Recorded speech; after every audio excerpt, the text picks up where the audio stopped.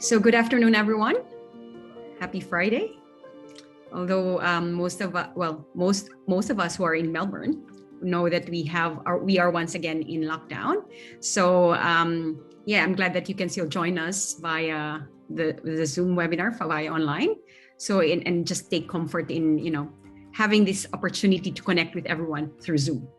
Okay, so I think most of you in the audience I already know. So just letting you know that I'm Iderlina Mateo-Babiano. I'm a senior lecturer in urban planning here at ABP, and at the same time, assistant dean for diversity inclusion.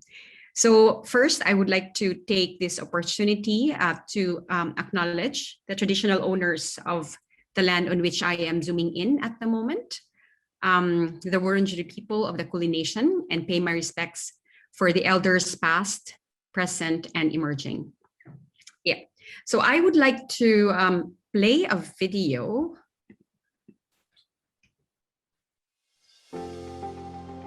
Our people have lived on country for more than 65,000 years. The reconciliation process drives us to work on the relationship between the first peoples of this continent and those who now call Australia home. At its heart, reconciliation is about what happens in the simplest of terms of where we live, where we learn, where we work, and where we socialise. This year is 20 years of Reconciliation Australia. Our communities continue to grow, to learn about Australia's past, and to help improve reconciliation. Now, we as a nation need to act to become a more just and equitable Australia. We need more people speaking up, speaking the truth, asking the hard questions, seeing the hard facts. 2021 is a year for us all to take action, to play our part. Reconciliation is more than a word. Reconciliation takes action. Okay, so that was a video. So we are celebrating this week, we are celebrating the National Reconciliation Week. So from yesterday until next Thursday. And reconciliation, as you can see from the video, is it's a journey. It's a journey for each Australian to help shape and create better relationships between our community, particularly, for example, myself, in an Aboriginal academic individual, and Aboriginal and Torres Strait Islander people. So this can also be an opportunity for all of us to help amplify First Nations voices, call for reconciliation and justice. So as I've mentioned earlier, as an academic, international academic, a non-Aboriginal academic, joining Australian academia, I have not initially been aware of Aboriginal peoples and First Nations knowledge systems when I joined academia 11 years ago. And I have heard about Indigenous Australians, but never really thought about indigenizing the subjects that I was teaching. So the first time that I really thought about it was when I joined the teaching team of placemaking for the built environment. So one of the subject modules for this subject is on Indigenous placemaking. So it's just now that I'm starting to realize that we all have a role to play in this reconciliation journey, and we definitely can play different parts in building collectively as an academic community to value the different histories, cultures, and futures of Aboriginal and Torres Strait Islanders peoples and First Nations peoples outside of Australia. So in today's seminar, we will hear from two colleagues, Dr. Hanna Robertson and Dr. David O'Brien. Both Hanna and David will share their experiences on how they indigenize their teaching and pedagogy for the subjects they teach and coordinate. And so to give a background on Hanna and David, so Hanna Robertson is lecturer in construction management at the University of Melbourne. Hanna combines a socially driven and contextually responsive design and construction approach with policy experience to work with remote communities. She has worked on building design and research projects with Indigenous communities in remote Cape York and Arnhem Land in Australia. And prior to her role at ABP, she developed an interdisciplinary and collaborative teaching and research project while at Monash University. She co-designed the project with the Cultural Knowledge Center at Sandy Creek 4, Cape York, with the Center for Appropriate Technology, as well as with the Olkola Aboriginal Corporation. She was a finalist in the Association of Architecture Schools of Australasia's Education Prize for Early Career Academics in 2019. And her PhD, conducted in remote Northeast Arnhem Land, received the John Grice Award for Best Architecture PhD at the University of Melbourne in 2019, as well as the Chartered Institute of Building Research Award in 2019. And we also have Dr. David O'Brien, who is a practicing architect before joining the Faculty of Architecture, Building and Planning. And he has since worked in community development projects with Indigenous communities in Northern Territory, Western Australia, Queensland, and internationally in Papua New Guinea and Thailand. So he coordinates the award-winning Bauer Studio projects to consult, design, and build community infrastructure projects alongside community groups, government agencies, aid workers, industry partners, engineers, and sociologists. So both of them will be sharing. So we can start first with Hanna. Sure, thanks, Durley. And thanks for the invitation to join you today. It's a really great opportunity to share with you one subject that I'm teaching this year, but more broadly, the context in which how that subject has come about. I'm going to talk specifically about the Olkola Cultural Knowledge Centre, and there have been three subjects that have already run towards this subject, and then one that will run as a winter intensive in a couple of weeks, hopefully when our lockdown finishes. So I'm going to begin by sharing my screen here, and hopefully this will work okay. And I'm just looking at another screen, so that's why my eyes will be diverted this way.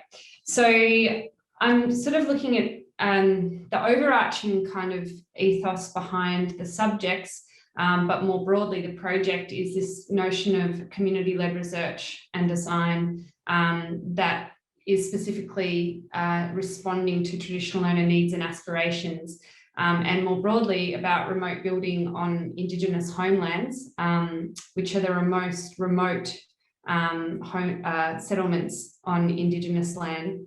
And in particular, homelands are typically family groups that live on their traditional lands. There's historically been very limited support by government for these places. And so what the subjects aim to do and what the project aims to do is look at alternatives that can develop both socially, economically, environmentally sustainable solutions for building on homelands. And then by bringing students along in that journey, they can learn about how they might also look at, these contexts that are otherwise deemed to be, market failures or otherwise, to think about the opportunities that actually exist, particularly by listening to and working with the people there.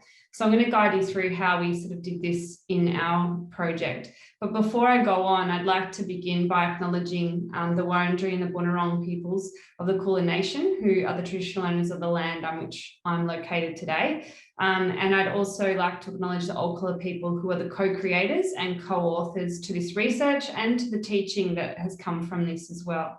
And the emergent research contributions have only been really possible with their generous sharing of country, stories, knowledge, and their friendship along the way. So the founding principles of the community-led research and teaching approach are sort of overarchingly about working towards a shared vision together. And within that, there's four kind of key pillars. There's contextual responsivity, participation, partnerships, and adaptability. And those kind of four things intersect at different times, but underpin really the approach to this, this work. So the way that this project came about is that the Olkola people, and this is Uncle Mike Ross, who's the chairman of the Olkola Aboriginal Corporation, articulated their vision for a cultural knowledge centre on their country. So the need for this project came from them. And they basically said, we want to use the centre for all of our projects, recording knowledge and collecting information of the country and our culture. We want to use all the knowledge we can get of our landscape to manage country, putting together scientific information and cultural knowledge. We can do a lot do a lot in a centre based on country, because you're not talking about country, you're on country. And so this vision that was articulated in a master plan by Olkola in February of 2018 actually underpinned the beginning point for the project. And the shared vision was that I'd recently finished my PhD and was interested in exploring this idea of catalysing infrastructures on homelands, which are basically any other non-housing building type, to see how that might support the creation of sustainable livelihoods on country and support people to live on their country. And in doing so, create opportunities to bring students in a way that they can learn about country firsthand from the traditional owners, as well as contributing outcomes that work towards incrementally supporting traditional owner needs and aspirations. So a two-way knowledge exchange, which is a really important foundation of this partnership, has existed in all of those facets, particularly in the teaching. It's primarily been taught through a research through design studio kind of format. However, a number of different disciplines and a number of different formats have happened in this collaboration with this partnership since it began. And we've run 3 subjects so far that have sort of seen a recursive feedback loop be introduced to the project that has contributed to it progressing along the way. So the first subject began in December 2018 with a summer intensive that saw a group of 16 Masters of Architecture students go up on country. And that was when we looked at doing the master planning stages, and there was also a feedback stage there. So the overall vision was articulated in films, and I'll talk about that in a little bit. Then the next stage was the Olkola Design Studio, which was in semester 1 of 2019. Again, another 16 students went up on country, and actually, because Olkola expressed a desire to continue working with students who they already established relationships, there was an opportunity for the students who'd been up on the first summer intensive to go up on the second one. And about 11 of the same students came back again. So there was only 5 or 6 students that were new students effectively to the partnership.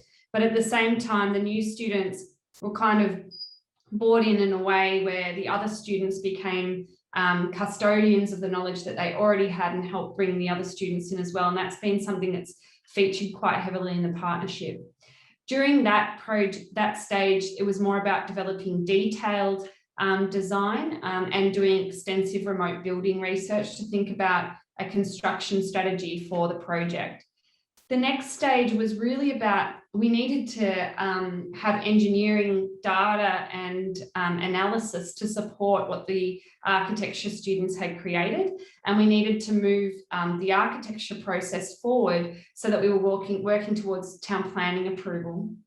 And so we combined in the third subject with the engineering capstone unit. This was when I was at Monash, and had over 300 final year engineering students. So that was all civil engineering disciplines, mechanical, environmental, water, structures, transport, and then 16 architecture students who acted as sort of architecture mentors to those engineering designs to ensure that the engineers upheld the architectural principles of what had been created the semester before, and that they adapted and worked together, while the architecture students actually worked towards developing town planning reports that were then assessed as part of their assignment. So you can see that the assessment tasks kind of directly respond to the stage that the project's at, and to pushing the project forward directly in response to the needs and aspirations of the Olkola traditional owners. I'll talk more a bit about how we do that ethically in a moment. But then the project has now moved forward, and last year we did get town planning approval, we did get funding, and largely that was to do with the support of volunteers, which were graduates of those subjects who are still involved in the project and who meet every week. And so this year we're now starting to construct at the moment, and in July we'll be taking a group of our students from the faculty up on country fingers crossed that happens. So they're from Masters of Construction, Architecture, Urban Planning and Landscape Art Design. It's open to all of those disciplines because at this stage we need a number of things to move the project forward. And Olkola also have some other ideas of other projects that they want the students to work on. So those are the ways in which we focus the assessments and the focus of each subject. So actually, before I go into talking about the master plan, it's probably a really key phase that actually isn't shown on the slides here, was before any teaching happened. I went out on country, sat down at Sandy Creek Bore and met with Uncle Mike, who's pictured in this slide here, Deb Ross, who's the CEO of Olkola, and a couple of the rangers as well, and just listened to what the vision was for the Olkola Cultural Knowledge Centre. And during that visioning and that initial site visit stage, we discussed how the partnership might work. At that stage, we decided to start small and said, why don't we just start with the master planning stage and see how that goes? And then we can, if it's working well, we can opt in to continue working together. But we established the ethics framework such that we could continue working together. And at the same time, it was really clear that Olkola were quite keen to have students involved in the project because they wanted to have a number of options and that the students would be able to produce, say, multiple master plans that they could then weigh up the benefits and see which ones directly aligned with their needs and aspirations and choose from them. And so because they wanted to use the students' work, it was important to also set up an ethical framework where the students can sign on and therefore enable their work to be sent to Olkola at the end of the semester.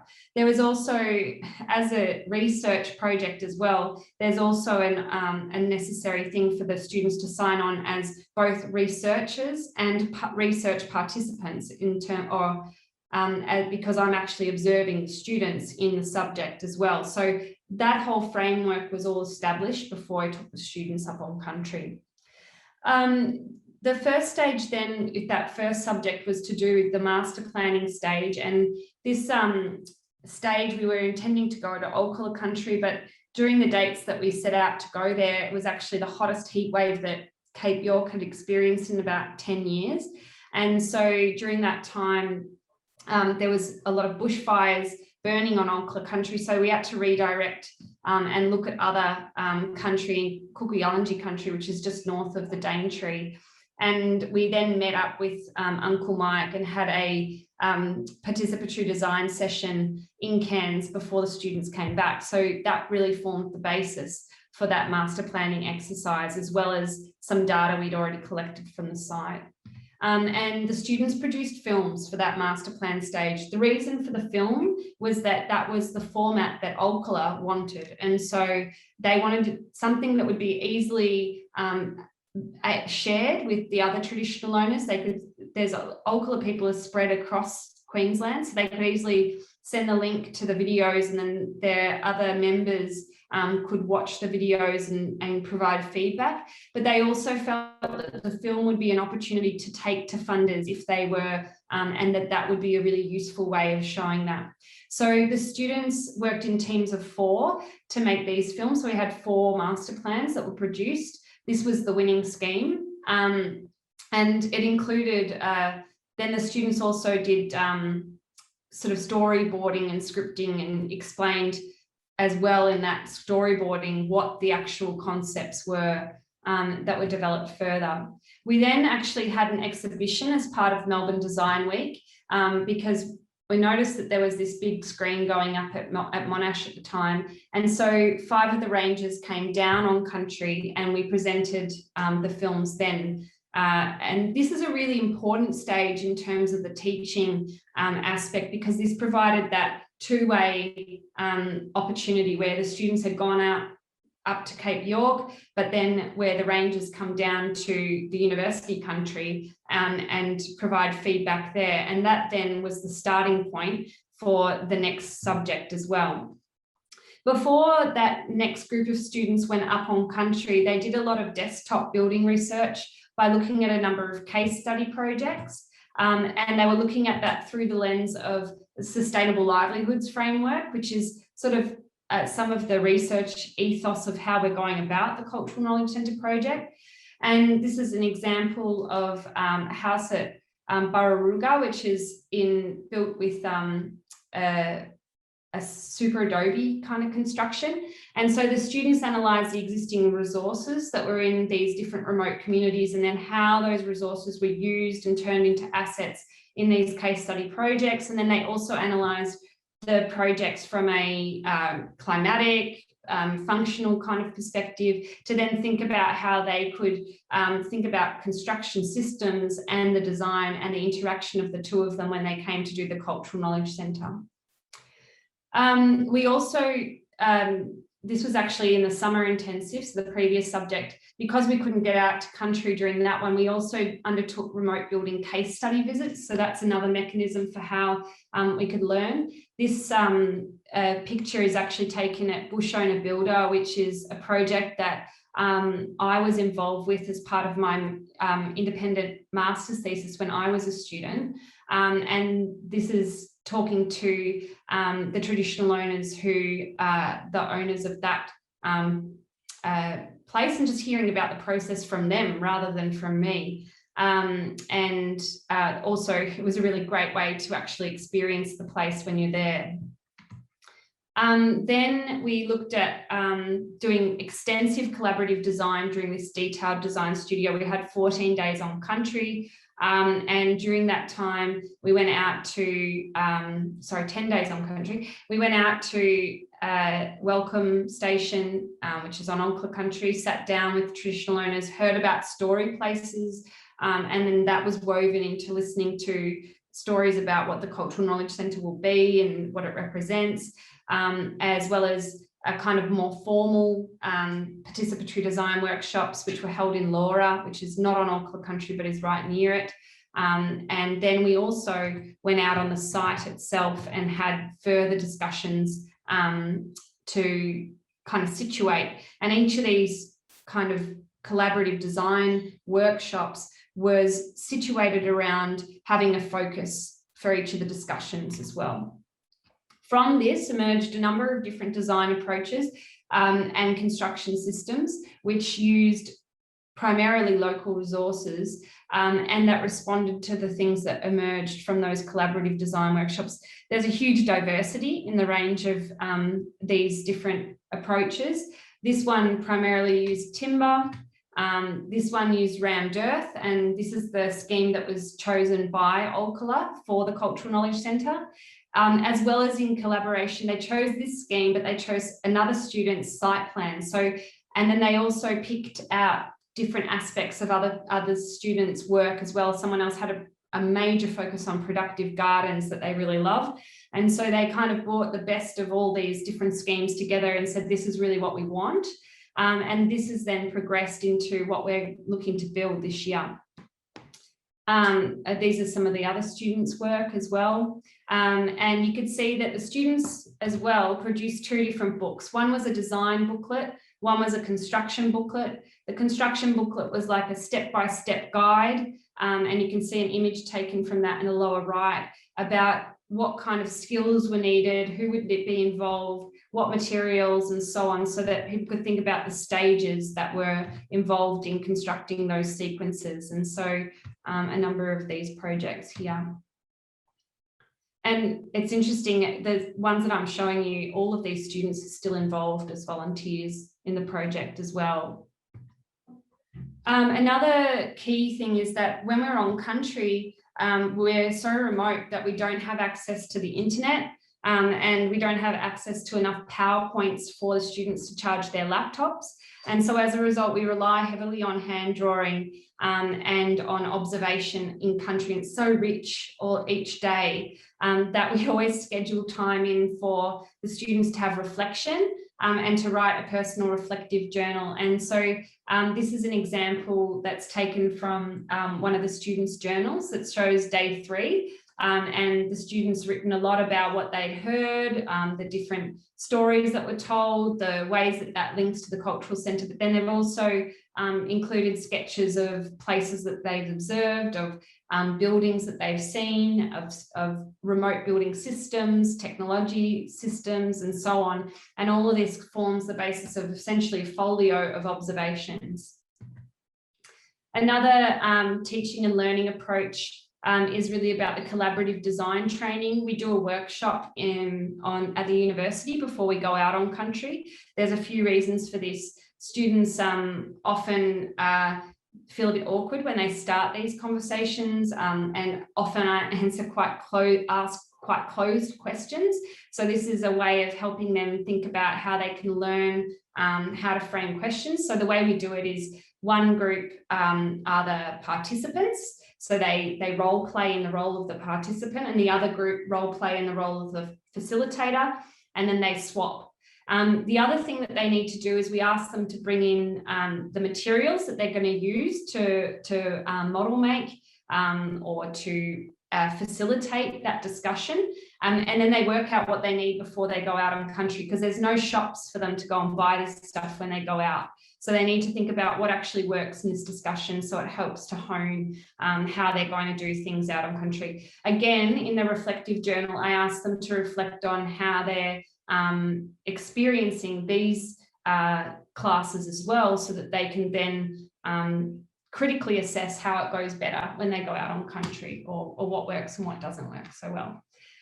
We have a really strong focus on peer support and peer learning, in the way that we all are working towards a shared vision. And so the students are also really encouraged to support one another and share resources. So when we're out on country, because it would not necessarily be appropriate for 16 people to be taking photos of everything all the time, we have designated photographers, we have designated people writing notes of what people are saying, we have designated people who are doing site observation type work, and all of that gets shared on a shared database that the students can draw on together and then use in their designs or in their personal reflective journals. But also when they come to do presentations, we do a lot of peer feedback. So you can see there's this post-it note system. The different post-it notes reflect different colours, some of them, different functions. So I think the pink ones are positive, the blue ones are maybe some ideas, the yellow ones are maybe weaker things that need work. I can't remember the colour scheme actually, but then essentially the students can then go away and they've got a number of different kind of views on how they can incorporate and improve their work, and it's aimed to be supportive. So the students are always encouraged not just to give critical feedback to each other, but to give something positive and constructive as well. We then always have these feedbacks. So this was at the end of semester 1 in that second subject, where we do the presentation and the final feedback.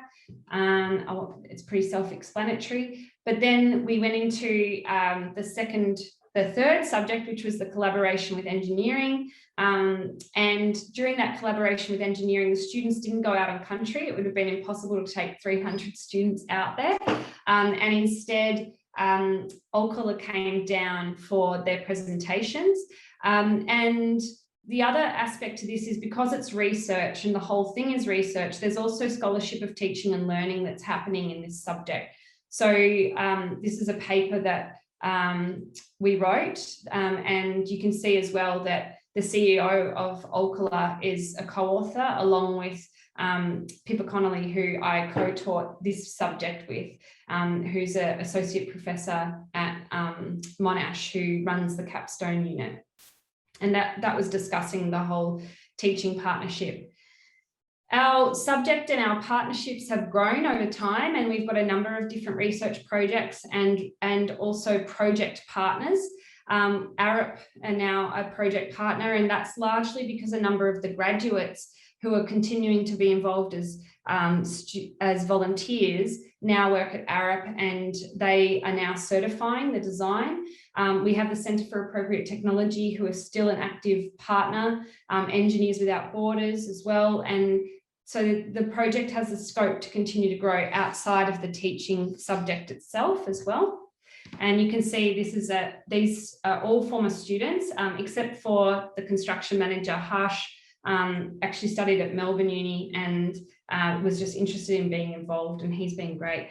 But the other students here are all now graduates and all still actively involved as volunteers. And you can see there's a real range of disciplines, but this is what a typical Tuesday morning looks like. The enduring impact of this kind of approach is that it has an impact on the students and on Olkola. The image on the right with the students is from a group called Forum, which is a volunteer group that kind of emerged from this collaboration. Those students there are the ones that are heavily involved as volunteers still, but they've also created their own volunteer collective to work largely with school groups on different projects that they identify. But also for Olkola, it's had a very enduring impact around supporting them to be on country, and we're still obviously in the early stages of this approach.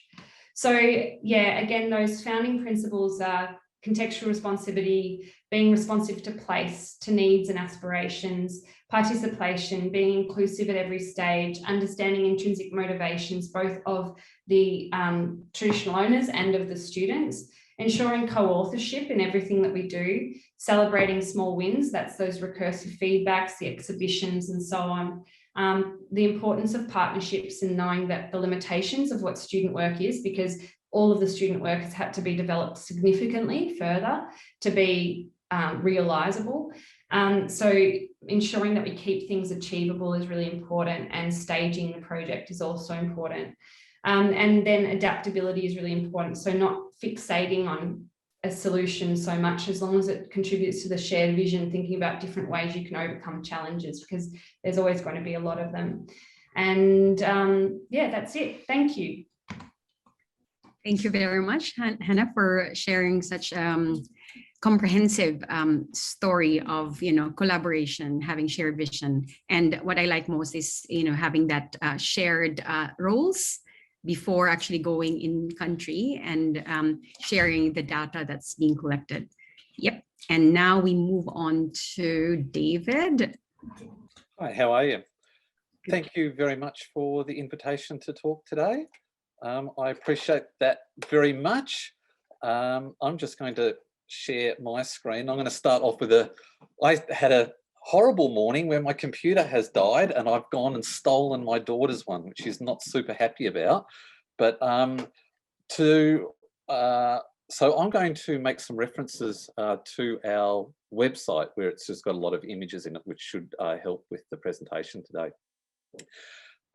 I began my interest in Indigenous housing when I was a student, and I did some reading at some stage, and a lot of the reading I was doing was sort of discouraging. There was a lot of stories about attempts to work on country and build housing and things, and there was a lot of stories about how this hadn't worked and how architects beforehand had for all best intentions, hadn't actually been successful in the work that they'd done.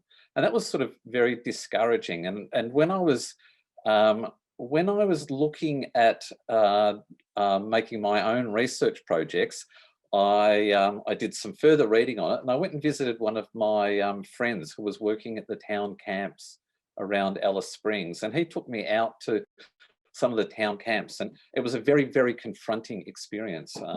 Walking around and seeing the way that people were living and the lack of support that they were getting in communities. And that was a very useful experience, but it was quite discouraging. And it actually meant that when I was doing my PhD, I got some funding. I got funding to do a project in Thailand, and I actually disengaged there for a while of working with communities in Australia, and followed the opportunities to work in remote rural Thailand.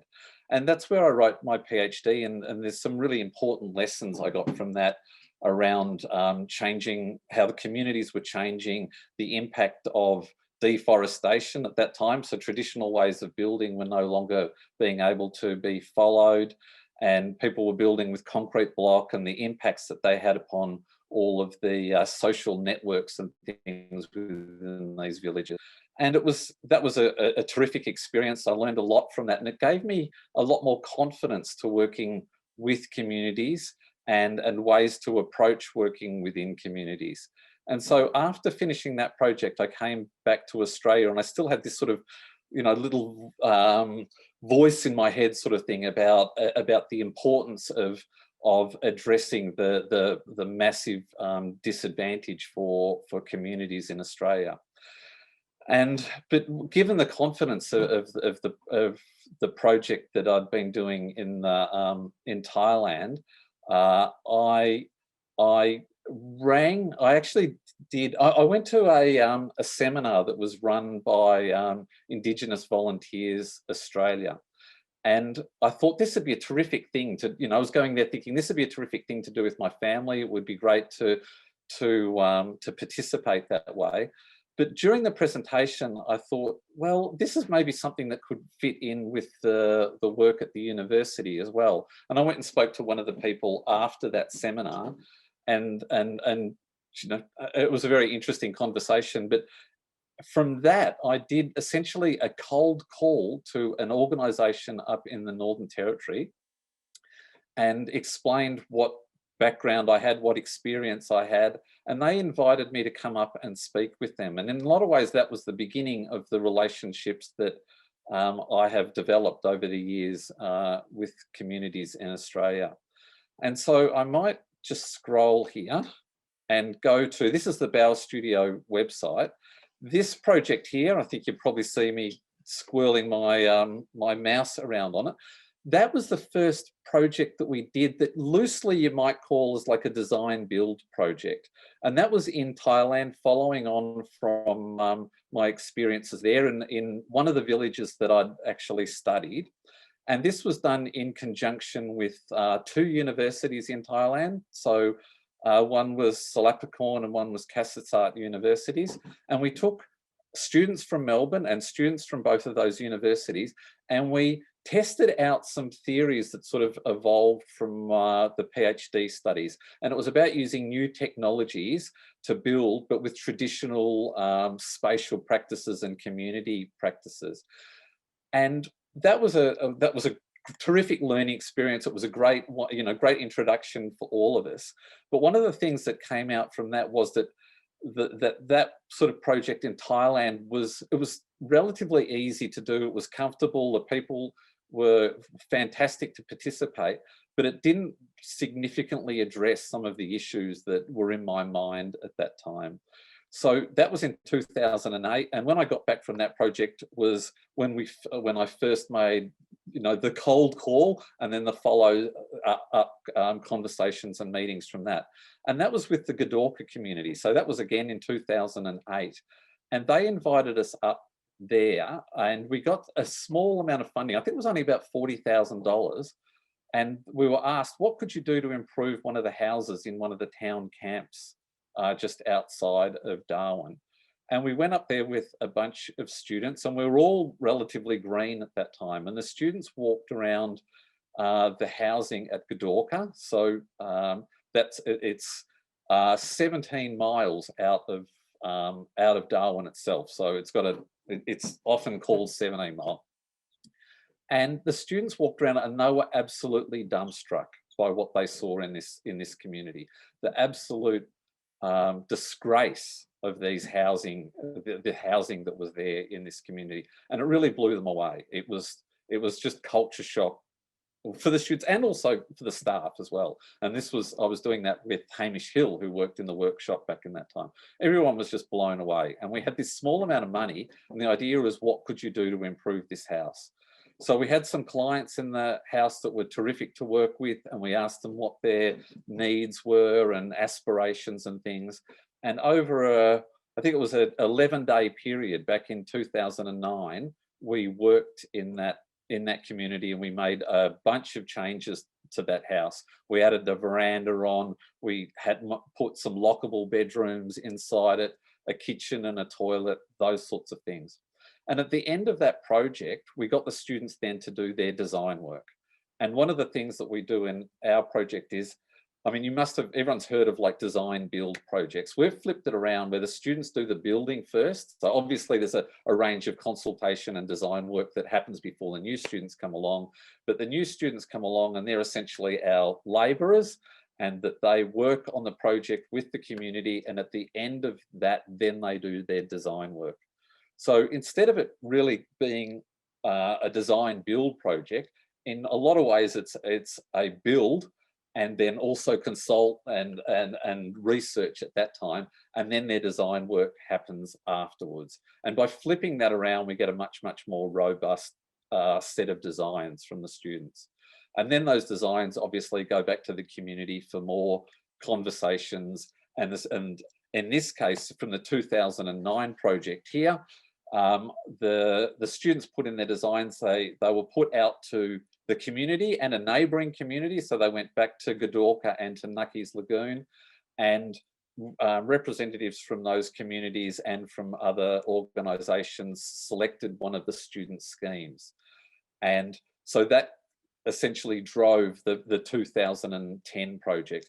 And just as Hanna was talking about earlier, the advantage of having returning students coming back to her project, that's something that we've found really important, because students develop good relationships with the community when they're working alongside it.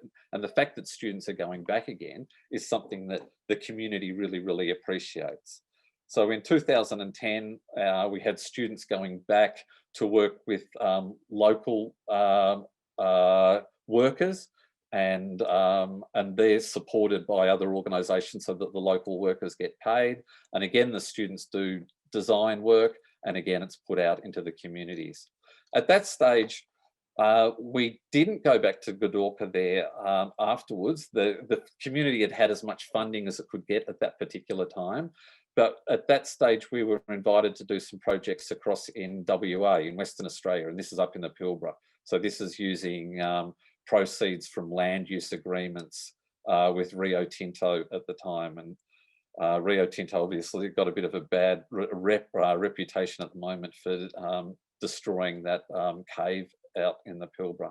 But again, we followed the similar sort of thing of lots of consultation beforehand, lots of back and forth with designs, and then the students go up, work with a local team, do the building, and then present their design work after that, which again, of course, goes back to the community.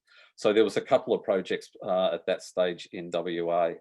At the same time, we've been working in Papua New Guinea and doing some health hardware projects up there, and that's like the 2012 project in Sapphire. The earlier project we did in Papua New Guinea taught us a lot, and actually Hanna was one of the students involved in that, taught us a lot about what works and how do we and how communities work and the aspirations of the communities.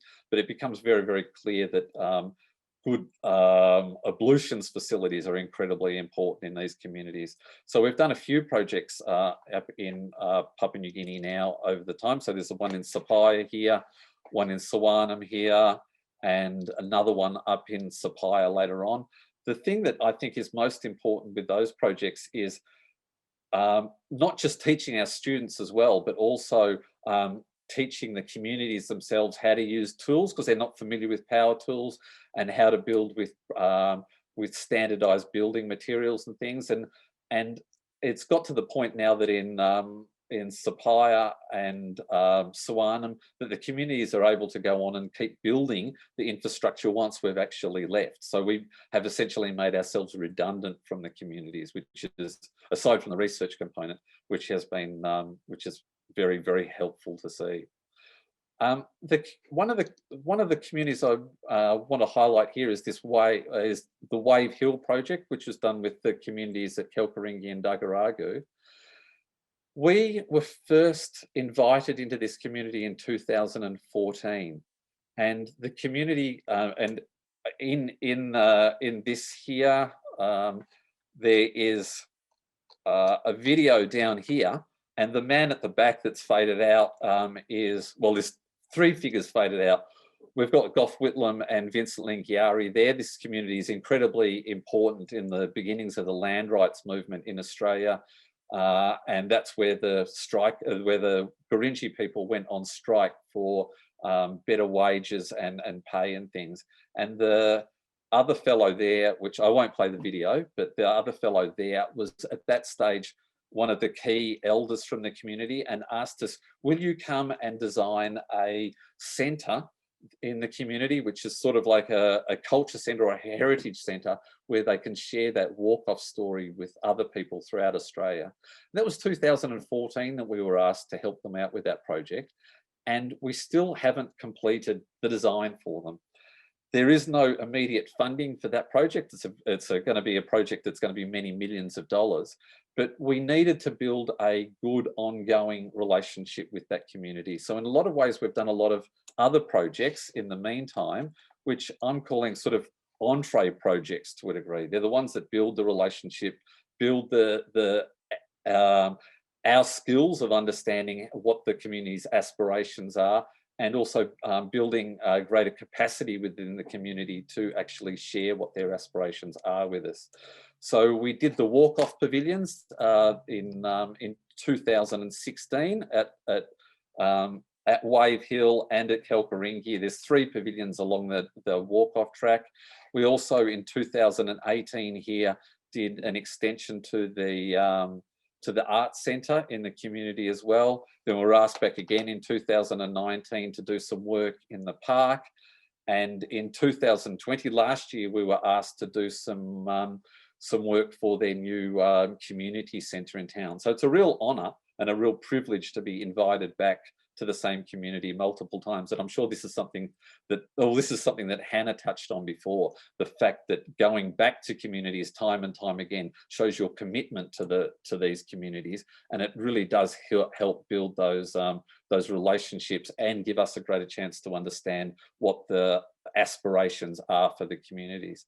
They're not people that have had a lot of experience being able to choose what sort of architecture they want, but by going up there and doing a project and then having the students afterwards making their designs up, the students' designs are much stronger and much richer. And then when those designs get taken back to the community, often by the students that have actually done the work, that's a fantastic way to actually get great feedback from the community members on what they want for their larger projects. The last project I would like to talk about here is this project here at Cummeragunja, and I will open this one up. This started off as a subject. This is separate from the normal Bauer Studio projects. It started off as a construction methods subject. So when the subject was first set up as part of the 300-point master's program, and that was done about 10 years ago, it was set up, not by myself, but it was set up as a chalk and talk type subject. So it was set up with a whole series of lectures and then an exam at the end. And pretty quickly early on, I realized that this was not going to necessarily be the best way for students to gain the skills that we were after and the skills that the students were after. So the subject has morphed over the years, and it became a subject where students would be given a certain amount of material, and then they would design something, and then they would construct it. So all of the construction lessons were taught that way. But more recent, and we did building work at the university's Creswick campus and also at the Dookie campus. But in 2019, we did a pilot study where we had students from ASH. So Melbourne University has a campus at Shepparton. It's for students doing VCAL mainly, so they're sort of year 11 and 12 students. And we had a small cohort of those students come and join our class. And we were building like sheds that were for the supporting research projects at Dookie. And the students, both the Melbourne students and the ASH students, had a fantastic time working together. The students afterwards said how much they appreciated working with the students from the other school. And that's been a terrific learning experience for us all. And so far this year, we've actually tweaked that again to have these students from the 300 points MSD subject. So they're getting 12.5 credit points for this. And we're working now at Cummeragunja, which is a Indigenous community. It was set up in the late 19th century on the banks of the Murray River. And we have a group, this one has about 30 students typically, and students from ASH as well. And the community have asked for us to build an on-site learning pavilion. So here's some photos of how it's actually working out. There's a whole lot of logs that were pulled as thinnings out of the forest. The community asked, can we work with those? So we pulled out the better logs. We designed a pavilion together, which is that image there, in consultation with the community. This is going to be an on-country learning pavilion. And we built a whole lot of test polls that were showing how we were going to do connections for the project. And that was done just about a year ago when we began doing that component of it, in between the lockdowns, where we would go up and demonstrate to the community about different ways that we could make the project work. And then this year we've had 2 groups of students going up there doing the first parts of the project. So this is basically the footings and foundations. So that was one of the first groups up there where we've done the concreting, and with the ASH students there in the bottom right photo. And then the next step here is speaking with the elders about how they want the seating done underneath this pavilion. So Uncle Cole there's a photograph of him top left, was talking about, you know, things that were important for him in the landscape and how he wanted this to work. And then another group of students went up and they've done the seating underneath it. And they've embedded different types of textures into the concrete seating to help reflect some of the stories that the community shared with them. And then later on in the second half of the year, we'll go up and do the timber poles and the roof above. So it's a subject that started off being a classroom-based subject and has changed over the years, and most recently is one that's really, really closely linked with the community and working with all of the stories that the community are sharing with us. So it is possible to turn subjects that do start off being very, very content-driven and exam-based into something that does does involve a lot of Indigenous interaction and sharings of knowledge. But I'd just like to follow up on a couple of points that Hanna has highlighted. And I think the ones that stuck out the most was understanding the aspirations of the community that you're working with and making sure that you're addressing those. The fact that relationships take a long time and that building incremental projects is very, very important as well. The importance of having students and expertise that follows on from project to project. And so the returning students that Hanna referred to, and I use them as student mentors that come back and help in guide the new group of students, but also demonstrate to the community that there is that sort of continuity. The importance of working with industry. These projects cost a lot of money to do. And the support that you get from the community, or sorry, the industry partners is incredibly important. Without that, we wouldn't be able to do it. And Hannah's highlighted the value of the relationship with ARIP, and ARIP have done our engineering for many, many years. And a great thanks to Brendan McNiven, who now works in the faculty. I cold called Brendan way back in 2012, and he took the call, and the relationship has continued from then. So fantastic thanks to Brendan himself, and also to ARIP. And also, as Hanna pointed out, the value of multidisciplinary teams. Sometimes we can do that with the way that we can in our subjects, and other times it's very, very difficult to do, but it is important. So And just another thing that I note, that students don't go as tourists. They're not going up there and taking a whole lot of photographs and go, oh, gee, I went off on this visit or whatever. They really do feel like that they're contributing and they're embedded, and they really do appreciate the opportunities that it's there. So that's something that's really, really important to us as well. So I'm going to stop sharing my screen now. Thank you, David, for that very rich stories that you have shared. And I have learned from you and Hanna that the importance of relationship building, but most importantly, the commitment to continue that, relationship beyond the studio or beyond the subject, which is really great. Okay, so we have about a minute to go to end the session. So I would like to take this opportunity. I don't think there are questions from our attendees. So please feel free to contact Hanna or David if you have specific questions, or if you want to email me as well if you have a more general question. I'm happy to respond to those questions. Okay, so thank you, Hanna and David, for your wonderful presentation and sharing. And thank you also to our audience, our ABP colleagues who have been here and chose to share their time with us this afternoon. And we hope that the stories that was shared and what you have heard today from our guest speakers will inspire you and assist you to further explore ways in indigenizing your curriculum. And we hope that we will all be encouraged to examine deeper what indigenizing the curriculum or decolonizing our teaching would mean to us. And before we go, I would like to invite all of you to another virtual seminar next week on Tuesday. We will hear from Professor Jeannie Lee, Dr. Judy Bush, and Professor Alex Felsen as they share their own experience in indigenizing their teaching. And on Wednesday, we will be listening to reflections on ICDC competency, completing the ICDC competency from a few ABP staff, and GIFA will also be joining us on that session. So yeah, to end this session, I would like to provoke you with 2 questions that I got from a paper that I've read recently.